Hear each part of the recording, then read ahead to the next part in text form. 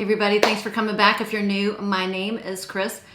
It is officially fall, and today's video is all about my favorite or my designer picks for the fall months. I'm reaching back a little bit into the archives. I want to slow down on a current obsession about just going for new fragrances. I'm picking some fragrances that I have had in my collection for several years. Some of them are new to me, but I don't think anything is a new designer release as of this year. And I'm equally guilty about not shopping my stash, but I did want to make a change about that. I want to be more aware about the beauties that I have in my collection currently and to make sure that they get included in the rotation. Now, designer used to mean affordable compared to niche. That's no longer the case. And a lot of designer houses, as we know, have a more exclusive line that makes them even more expensive. I tried not to pull too many from the exclusive designer line, and in fact, a few fragrances that are beautiful designer fragrances I will not be showing today, but I will be wearing. So when the cold weather starts to roll around, I start to really like to wear my apple and my cherry fragrances. I have a ton of cherry fragrances, but the first one I'm going to pull for is the OG. It's Lost Cherry. I have so many cherry perfumes, but as we all know, this started the craze, the cherry craze, and it's just something that I find still so good. The only thing I don't like about it is the performance. So I'm currently on the hunt for the best cherry or Lost Cherry alternative for you guys that smells as close to the original and has better longevity. But this is always going to be special in my collection. It's delicious. You know, it is a maraschino cherry liqueur with a lot of almond and ever so slightly woody in the base, and I think it has a splash of tobacco.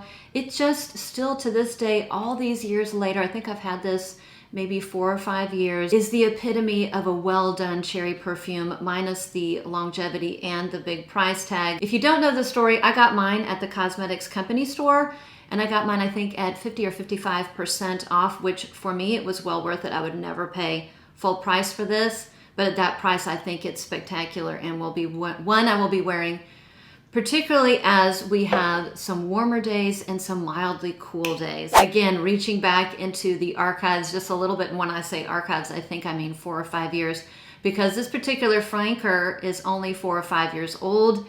It is one I really want to wear because of good memories. This is Angel, the EDT. This is not the OG, which has a lot of patchouli and some cotton candy and some white chocolate. Here, the patchouli is really toned down, and it has some nice fruitiness, some fresh fruitiness to offset that patchouli. And I think it's a little bit more appealing. It's a little bit more mass appealing, and it's not as polarizing.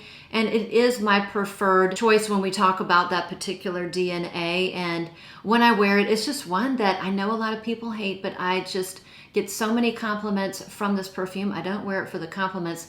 My point being is that I think it's a lot easier to take and a lot less polarizing than the OG, which is really hard for me as well. Okay, the next two are some fragrances that do feature a prominent floral note that I think will be great in the fall. The first one is a new pickup for me, and it is my newest from the Les Exclusives line from Chanel 1957. This is a beautiful, powdery, musky fragrance with a lot of iris or orris. It still has that Chanel DNA, which is very recognizable. However, the typical Chanel aldehydes that can be a little bit screechy or loud are toned down in this one. And it really is all about the soft, fuzzy musk with this beautiful powdery iris in the background. You know, there are a lot of other notes, I'm sure, but that's mainly what I get, a beautiful powdery, musky, irisy, classy fragrance with a little splash of aldehydes. And something about this reads the transitional months to me, spring and fall. I tend to wear the same perfumes or want to pull the same perfumes in spring and fall, but this is going to be great for the fall and the spring. The only thing is it doesn't have, like if you're looking for a beast mode Chanel fragrance, this isn't it. It is lighter wearing, and because of that, it actually, to me, is a nice work scent. Okay, a floral perfume, which is about 4 or 5 years old, or I got about 4 or 5 years ago. So I'm shopping my stash, is L'Interdit, one of the flankers. This is the EDP Intense. This happens to be my favorite flanker, although I haven't tried the newest flanker, so I do need to try that. And the Neroli one, the Neroli flanker, I still like this a lot. I know this is not going to be for everybody. You know, it still has that L'Interdit DNA, which is a slightly bubblegummy tuberose, jasmine, and orange blossom. However, in the beginning, you're going to get a lot of black pepper in this one, which may scare a lot of people off.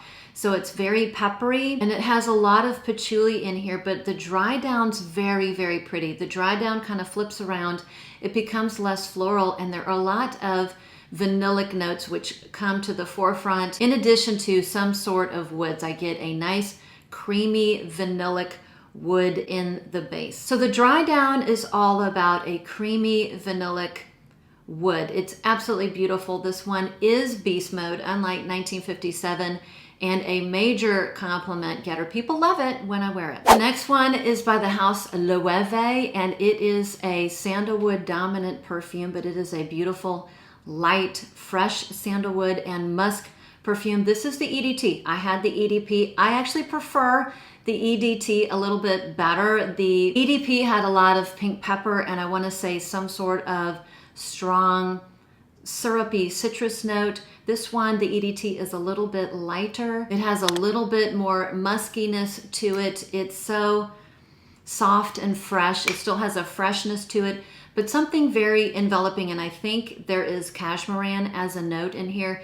This is very classy. It wears lightly. It's very chic. It's very elegant. A beautiful kind of a white, crisp white button down. It's a fragrance that I do wear to work. It's a very professional fragrance, but at the same time, it has a lightness to it, and it doesn't take itself too seriously.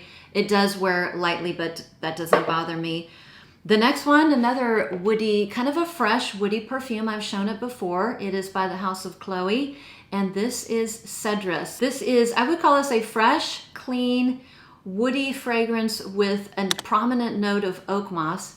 And if you like fragrances like wood sage and sea salt, you probably are going to like something like this because it's in the same realm. This is less salty. This has a little bit more vetiver, so it's a little bit more warm in the dry down. It still has a very nice freshness to it and almost feels like there is some sort of citrus in the top. I don't think there is, but the oak moss in here is very fresh. It's not the damp, earthy type of oak moss, which can, in my opinion, ruin fragrances when it's a little bit too damp and earthy. This is very bright. It's very fresh. It'll be great in the fall when it's sunny outside, and even when there is a chill in the air. I probably wouldn't wear this when it's snowing, but it just reads beautiful, crisp, sunny, fresh fall day. Oh, and another one that is not going to be beast mode. It wears on the lighter side, but you can get it now at the discounters for a really good price. The next one is a fragrance that I've had for a while but have never shown it on a video, and this is for my patchouli lovers.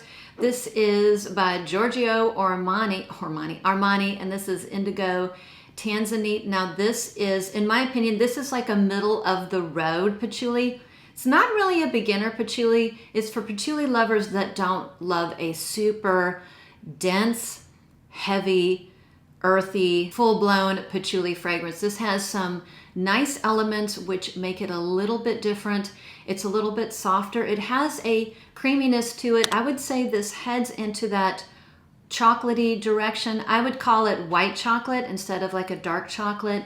It actually has a lactonic note or a milky note, so it is somewhat of a creamy fragrance. It's very resinous. It's very balsamic. It has some ambery notes, and it does have an almondy quality or an almondy nuance, and the almond is not quite green, which is not always my favorite, and it's not super marzipan-y, which I do like a sweet marzipan-y almond.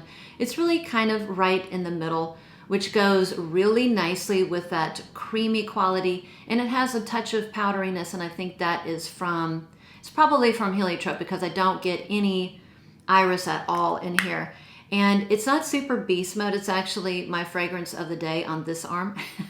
It's very, very nice, very lovely, and I plan on wearing it to work later today because it has a softness to it and it's not a super overpowering patchouli. All right, I have some beautiful non-gourmand, non-foodie vanillas. One I talk about all the time. I still think that this is a hidden gem. It's by Estee Lauder, and it is called Infinite's Guide. This is a Dominique Ropillon creation. And it is a very spicy, woody, warm vanilla. It is not gourmand at all, but it has a gorgeous vanilla to it. So if you like a vanilla, but you don't like it to go into the foodie zone, this is beautiful as long as you like something very warm and spicy. And the spices in here are from Sichuan pepper. They're not from pepper. So you don't have a heavy black or red pepper. It's almost a little bit vegetal. It's supposed to recreate the point of view you're sitting outside on a slightly warm day as the sun is lowering. So that would be a wonderful fall day when it's not too hot and it's not too cold, and it has a lovely, a nice soft wood in the base. Terrific lasting power.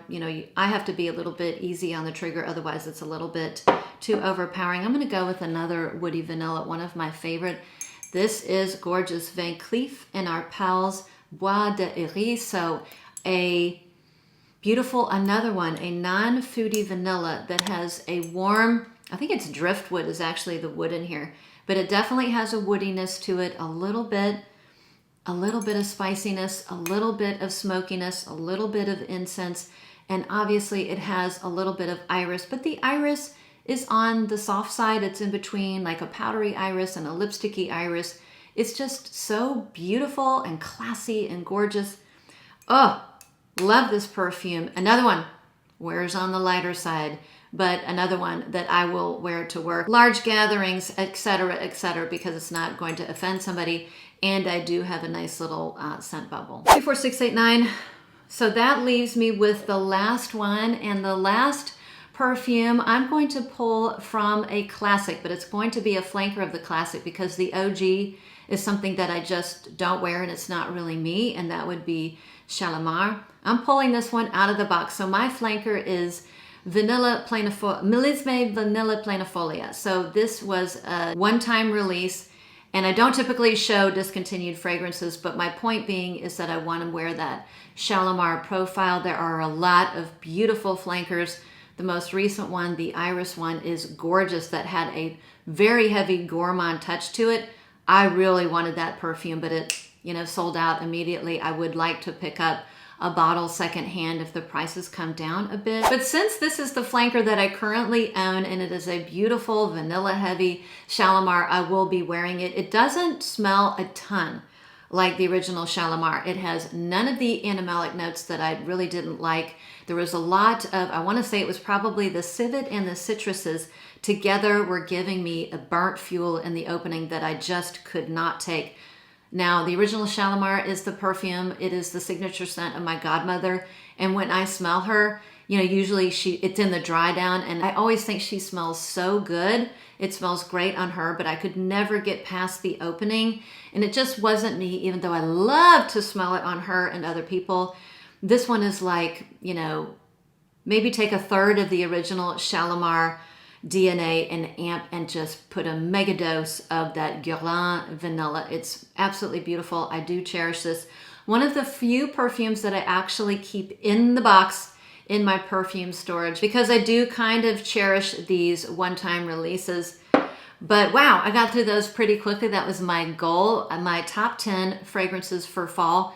Designer series niche will be coming up. These are fragrances that are on the top of my list currently. If I did not mention your favorite designer fragrance for fall, let everybody know in the comments down below. We all like reading the comments. Thanks for sticking around. Thanks for watching. Thanks for always showing up, giving me a thumbs up, and subscribing to my channel. I appreciate it so much. And with that, I'll see you on the next one.